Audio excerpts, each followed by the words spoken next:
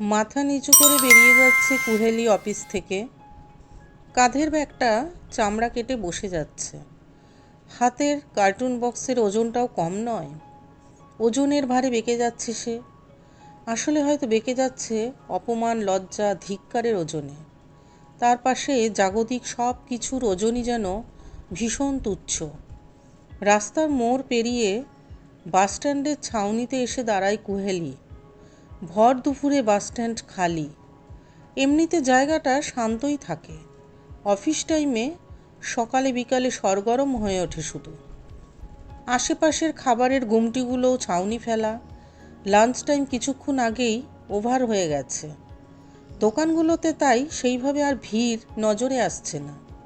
2-4 জন ছড়িয়ে ছিটিয়ে ঘুরে বেড়াচ্ছে নিজের খেয়ালে। যেটুকু লোক সমাগম সেটুকুও চা সিগারেটের দোকানের সামনে। বেশিরভাগই স্থানীয় মানুষ। বাসস্ট্যান্ডে সাজানো চেয়ারগুলো খালি। কয়েকটা মাছি ভন ভন করছে। একটা চেয়ারে কার্টুন বক্সটা রাখলো কুহেলি। কাঁধের ব্যাগটাও নামিয়ে রেখে অন্য একটি চেয়ারে ধপ করে বসে পড়ল। পেটে কিছু পড়েনি সকাল থেকে। গত কয়েকদিন অফিসে আসেনি সে। সারাদিন বাড়িতে নিজেকে অন্ধকারে বন্দি করে রেখে দিয়েছিল। কী যে খেয়েছে, কখন ঘুমিয়েছে, সে হিসাব বুঝি নিজেও রাখতে পারেনি কুহেলি। অন্ধকারে শান্তি পাওয়া যায়, আবার এই অন্ধকারই যখন গিলে খেতে আসে তখন বাঁচার রাস্তা খুঁজে পেতে মরিয়া হয়ে আলোর সন্ধানেই নামতে হয়। তাই এসেছিল কুহেলি অফিসে। একা একা নিজের সাথে লড়াই করার ক্ষমতা আর ছিল না ওর। অনাথ হওয়ার জ্বালা অনেক। বোঝার বয়স শুরু হওয়ার আগে থেকেই লড়াই শুরু হয়ে যায়।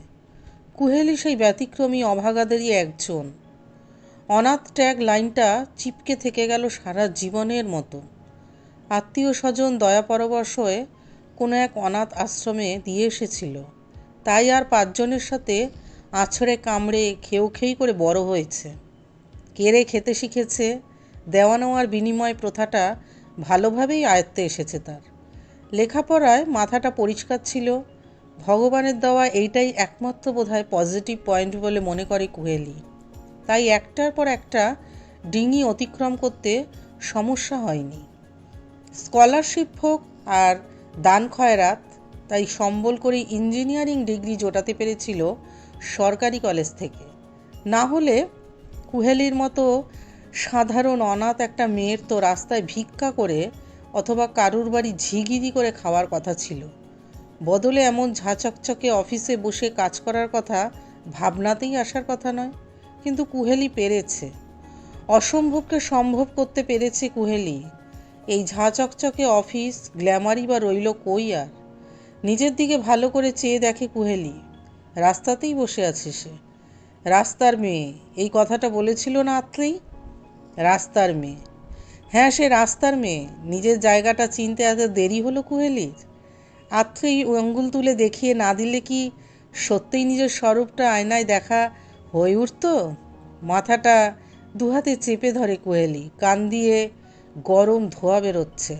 চোখ বেয়ে ফোঁটা ফোঁটা গরম জল ঝরে মিশে যাচ্ছে রাস্তার ধুলোয় মুহূর্তের মধ্যে। এত অপমান বুঝি রাস্তার মেয়েদের জন্যই বরাদ্দ থাকে। একটানা গাড়ির হর্ন শুনে মাথা তুলে তাকাতে এক প্রকার বাধ্য হয় কুহেলি। অন্য সময় হলে এই অসভ্যতামির জন্য 2-4 কথা শুনিয়ে দিতে পিছপা হতো না সে। কিন্তু যেখানে মাথা থেকে পা পর্যন্ত নিজেই চূড়ান্ত অপমানিত হয়ে পথে নামতে হয়েছে তাকে, সেখানে অন্যকে কিছু বলার এখতিয়ার তার নেই। সামনে তাকিয়ে দেখে একটা হালকা সবুজ রঙের i10 দাঁড়িয়ে আছে বাসস্ট্যান্ডে, ঠিক কুহেলির সামনেই। ড্রাইভিং সিটে যিনি বসে আছেন, এই সামনে হর্ন বাজানোর কুকীর্তিটা তিনিই করছেন। সোজা হয়ে বসে কুহেলি। দরজা খুলে নেমে আসে যে তাকে অন্তত এখানে কিছুতেই আশা করেনি সে। অফিসে ঘটে যাওয়া ঘটনাগুলো আরও একবার চোখের সামনে ভেসে ওঠে কুহেলির। দীপ্যমান কি করতে এসেছে এখানে? তার কি কিছু বলার বাকি আছে? এবার কি রাস্তার মাঝে দাঁড়িয়েও অপমানিত হতে হবে তাকে? কিছু বোঝার আগেই কার্টুন বক্স আর ব্যাগটা তুলে নেয় দীপ্যমান। কুহেলিকে কিছু বলার সুযোগটুকুও দেয় না। গাড়ির পেছনের সিটে রেখে দেয় জিনিসপত্র। সামনের দরজা খুলে কুহেলিকে ইশারা করে গাড়িতে ওঠার জন্য বলে। কিছুক্ষণের জন্য কুহেলির মাথা শূন্য মনে হয়। কি হচ্ছে, কেন হচ্ছে, কিছুই তার মস্তিষ্ক গোচর হয় না। দীপ্যমান এসে কুহেলির হাতটা ধরে আলতো করে। কুহেলি বাধা দেওয়ার ক্ষমতা হারিয়ে ফেলেছে। চুপচাপ দীপ্যমানের সাথে উঠে পড়ে গাড়িতে। গাড়ি স্টার্ট দেয় দীপ্যমান। আমার বাড়ি যেতে আপত্তি হবে কি? কুহেলি অবাক হয়। দীপ্যমান তাকে নিজের বাড়ি নিয়ে যেতে উৎসাহী কেন? এও কি অপমান করার নতুন কোনো ছল? কুহেলির বিস্মিত দৃষ্টি নজর এড়ায় না দীপ্যমানের। অ্যাকর্ডিং টু মাই নলেজ তুমি একাই থাকো একটা রেন্টেড ফ্ল্যাটে। এই মানসিক অবস্থায় তুমি সেখানে যাও, আমি চাই না কুহেলি। আমার বাড়িতে আমার মা আছেন। অন্তত তুমি সিকিউর ফিল করবে বলেই আমার বিশ্বাস। আমি বাড়ি ফিরতে চাই। কাছাকাছি কোথাও দাঁড়ালে আমি একটা ট্যাক্সি ডেকে নেব। আমি তোমাকে জোর করতে পারি না কুহেলি, কিন্তু চাইছি সেটাই। অ্যাটলিস্ট এই মুহূর্তে তো বটেই। কুহেলির কথা বলতে ইচ্ছা করছে না। সে জানে এক জমাট বাঁধা ভয়ঙ্কর অন্ধকার অপেক্ষা করে আছে তার জন্য। আগামী মুহূর্ত তার জন্য আর নতুন কি সারপ্রাইজ রেখেছে সে কিছুই জানে না। কুহেলির উত্তরের অপেক্ষা করতে থাকে দীপ্যমান। মেয়েটা কয়েকদিনেই শুকিয়ে গেছে। অসম্ভব বিধ্বস্ত অবস্থায় মেয়েটিকে কিছুতেই সে একলা ছেড়ে দিতে পারে না। দীপ্যমানের ভয় আছে, একা একটি বাড়িতে কুহেলি যদি ভুল কোনো স্টেপ নিয়ে ফেলে। তখন দীপ্যমান সিদ্ধান্ত নিয়েই নেয়। মাকে আমি ফোন করে দিয়েছি কুহেলি, তোমার জন্য মা অ্যারেঞ্জমেন্ট করে রাখছে। তোমার কোনো সমস্যা হবে না। আর তোমার, আমাকে তোমার বাড়িতে এনে রাখলে কাল তোমার মুখ থাকবে অফিসে? আমি একটি আদ্যপান্ত অপয়া মেয়ে Deepya. So please leave me alone. কে কি ভাবলো, কে কি বললো, তাতে দীপ্যমান ঘাবড়ায় না কুহেলি। আমরা অন্তত বছর 2 একসাথে কাজ করছি, কিছুটা তো আমাকে চেনো। একজন নিপাট ভদ্র ভালো মানুষ তুমি, কারোর সাথে পাচে থাকো না। সেখানে আমি কখনোই চাইব না আমার মতো একটা মেয়ের সাথে তোমার বদনাম হোক। আমার বদনাম বা সুনামের ব্যাপারটা আমার হাতেই ছেড়ে দাও। তবে তুমি যে আজকে বেরিয়ে আসতে পারবে ভাবতে পারিনি। নিয়ম অনুসারে আমার হাতে সময় ছিল, কিন্তু ফাইনালি টার্মিনেশন লেটার তো ধরিয়ে দেওয়াই হয়েছে। সুপ্রিয়দা ভদ্রভাবে বলেছে ঠিকই, কিন্তু আদপে তো সেই চোখে আঙুল দিয়ে অপমান ছাড়া কিছু নয়। কাজের গাফিলতির জন্য যদি আমাকে স্যাক করা হতো তাহলে আমার কিছু বলার ছিল না দীপ্যমান। কিন্তু আমাকে কি গ্রাউন্ডে স্যাক করা হয়েছে সেটা জানলে আমার আর তোমার বাড়ি নিয়ে যাওয়ার কথা ভাবতে হতো না। I know everything. মেবি আমি অন্য গ্রুপে আছি, স্টিল খবর রাখি। তোমার সাহস তো কম নয় দীপ্যমান। এত কিছু জানার পরেও আমার মতো নোংরা মেয়ের সাথে তুমি কথা বলছো। নোংরা আবার কি? এসব মাথা থেকে হটাও। সকাল থেকে ব্যাক টু ব্যাক মিটিং। সুপ্রিয় আমাকে টাইমলি খবর না দিলে তোমাকে পেতাম না বাস স্ট্যান্ডে। সুপ্রিয়দা? ইয়েস। অফিসে সবার হাত পা একটা লেভেলের পরে বাধা থাকে, সেটা তুমি জানো। সুপ্রিয়র কিছু করার ছিল না। উপর থেকে ওকেই এই কাজটা করতে বলা হয়েছে। হি ওয়াজ ফিলিং হেল্পলেস। জানি না, কিন্তু তুমি কেন এলে আমার খোঁজে? অফিসে তোমার নাম কথা উঠবে এবারে। আমি এসব নিয়ে ভাবি না। আর কেন এলাম তোমার খোঁজে সেটা তুমি জানো Kuheli, but this is not the real time to discuss. আয়ত্তে এমন বেইমানি করবে ভাবতে পারিনি আমি। ভুলে যাও। ভুলতে পারবো না দীপ্যমান। এত বড় অন্যায় আমি মেনে নিতে পারবো না। প্রতিশোধ নিতে চাও? তাতে তোমাকেই ছোট হতে হবে। Better move on. এগিয়ে চলো, শুধু এগিয়ে চলো। চলবো আর কি করে? সব তো থেমে গেল। জমানো টাকা কটা শেষ হলে জানি না কি খাবো আর কোথায় থাকবো। নতুন চাকরি খুঁজতে থাকো। I shall help you. আমাদের ইন্ডাস্ট্রির খবর জানো না? আমার নাম যা এলিগেশন এলো সে খবর চাউর হতে সেকেন্ড লাগে। কেউ আমাকে চাকরি দেবে না আর। সে দেখা যাবে, চেষ্টা করলে কিছু একটা হবেই। বাড়ি এসে গেছে, চলো এবার।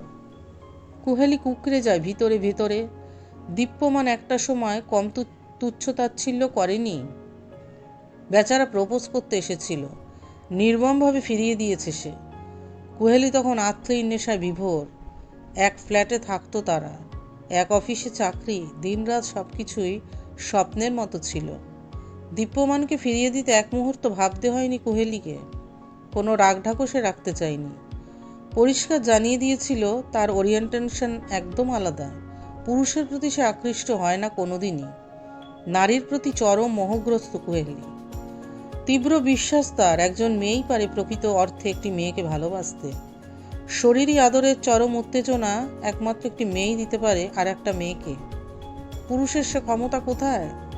দীপ্যমান বিস্মিত হয়েছিল, কিন্তু মেনেও নিয়েছিল। কথা বাড়ায়নি সে, নিঃশব্দে ফিরে গেছিল। কিন্তু কোথাও যে সে কুহেলির আশেপাশেই ছিল, আজকের ঘটনাটাই তার বড় প্রমাণ। গাড়ির দরজাটা খুলে দাঁড়িয়ে থাকে দীপ্যমান, কুহেলের দিকে হাত বাড়ায় সে। কি ভাবছো? এই এমনি। তুমি কফি করে আনলে? খাও, ভালো লাগবে। জ্বরটা আর আসেনি দেখছি। ভাইরাল তো, কটা দিন জ্বালাবে। কি এত মন দিয়ে দেখছো বলো তো? ভাবছি বাইরের ওই সাদা বরফের স্তূপের মতোই তোমার লাইফটা বেরঙিন হয়ে গেল আমার জন্য। তোমার পার্সপেক্টিভ সেটা, আমার তো মনে হয় না একবারও। কি দিতে পেরেছি তোমাকে? বরং নিয়েই গেছি তোমার থেকে। আফসোস হয় মাঝে মাঝে, কিন্তু পারি না কিছুতেই। জোর খাটাচ্ছ কেন নিজের মাথার ওপরে? কফি খাও। নিজেকে অপরাধী মনে হয় দীপ্য। কুহু, একটা সিম্পল কথা বলি। সার সত্য এটাই, আমি ভালোবেসেছি তোমাকে ফ্রম দ্য ভেরি বিগনিং। তোমাকে হ্যাপি দেখাটাই আমার লাইফের একমাত্র চাওয়া। আর তোমার হ্যাপি হওয়া? Who said I am not happy? কি জানি, বুঝতে পারি না সব সময়। অলওয়েজ মনে হতে থাকে তোমাকে ঠকাচ্ছি। এই যে আমাদের এই রিলেশন, এটা কোথা থেকে কিছু পাওয়ার আছে কি? দীপ্য, আমি অনেকবার ভেবেছি জানো, আমরা নতুন করে একবার চেষ্টা করে দেখতে পারি, হয়তো পারি না? এভরিথিং ইজ পসিবল, কিন্তু নিজের মনের উপর জোর খাটিয়ে কিছুই নয়। স্বতঃস্ফূর্তভাবে না হলে সেটা আর যন্ত্রণাদায়ক উঠবে যে কুহু। তার থেকে যেটাতে তুমি আনন্দ পাও সেটা করাই তো বেটার, তাই না? আমি আমি আমি যে কিছুতেই, আমি জানি কুহু, আমি বুঝি। এই যে তুমি আমার পাশে আছো, নিজেদের একটা ছোট জগৎ আছে আমাদের। And yes, we love each other a lot. এর থেকে আর বেশি কী চাই বলো? দীপ্য, তুমি আমার জন্য এখনও সম্পূর্ণভাবে জীবনকে অনুভব করতেই পারলে না? এই যন্ত্রণা আমাকে খুব হার্ট করে।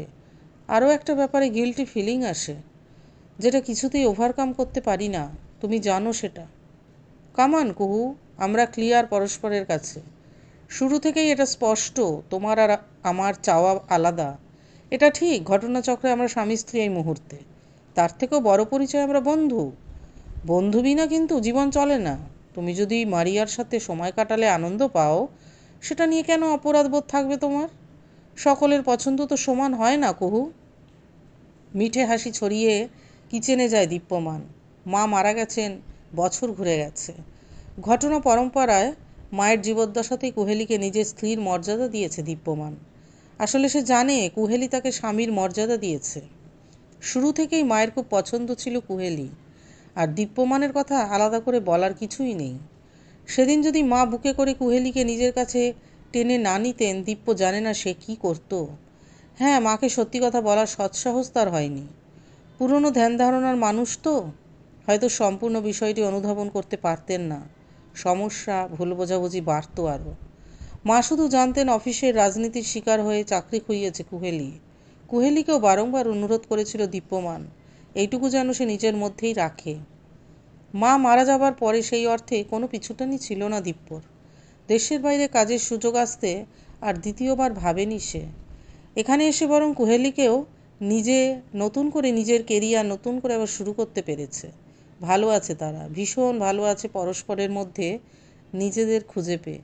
নাইবা থাকলো তথাকথিত শারীরিক আরামটুকু, সেইটুকু বাদ দিয়েও শুধু ভালোবাসায় ভর করে কি জীবন চলে না?